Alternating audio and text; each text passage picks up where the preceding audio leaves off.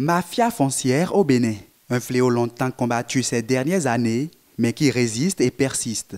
Visiblement, la mafia foncière dans certaines communes du sud du Bénin a la peau dure. Après le grand nettoyage dans la célèbre commune d'Abomey-Calavi, dont un ancien maire est actuellement en cavale, le mal a eu le temps de bien germer ailleurs. Vendredi 10 mai 2024, c'est en plein conseil de supervision que le deuxième adjoint au maire de Porto-Novo a été interpellé pour bradage de domaine public. 7 jours plus tard, il est écroué.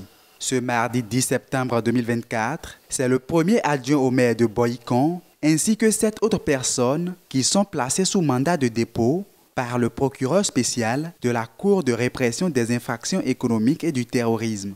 D'autres suspects, dont un chef d'arrondissement, seraient même en fuite. Ces personnes sont accusées d'avoir pris part à la vente de parcelles et réserves administratives de la commune. Au nombre des terres bradées, il y a par exemple des domaines devant abriter un centre de loisirs pour jeunes et un terrain de sport. Et pourtant, la lutte contre la mafia foncière dans les collectivités territoriales fait partie des principaux combats du pouvoir en place. Des décisions fortes ont été prises et une cabale a été lancée contre tous ceux qui étaient suspectés de tripatouiller les domaines de l'État. Rien que dans la commune d'Abomey-Calavi, tous les anciens maires en ont fait les frais.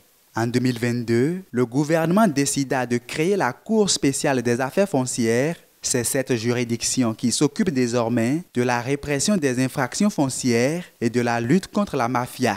Mais visiblement, tout ça n'inquiète pas encore certains élus communaux qui ne manquent pas d'ingéniosité pour puiser dans le patrimoine foncier de l'État. Et le mal semble avoir repris du poil de la bête. Alors, après Abomey-Calavi, Porto-Novo et Boycon, dans quelle autre commune la mafia foncière persiste? Bien malin, qui pourra répondre?